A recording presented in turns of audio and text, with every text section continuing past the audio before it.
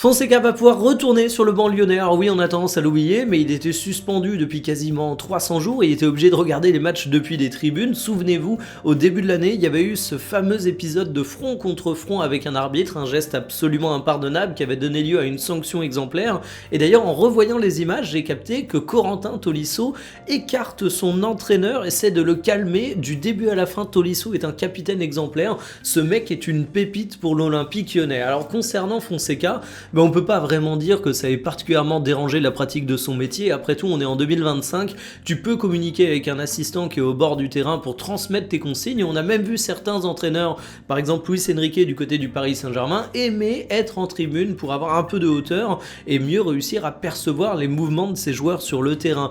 En tout cas, l'Olympique lyonnais a eu raison de soutenir son entraîneur parce que cette sanction n'a pas été très préjudiciable sur sa capacité à entraîner son équipe. Il a des résultats sportifs qui sont à la hauteur, donc ça va faire plaisir de le voir revenir sur le banc face à Lorient ce dimanche.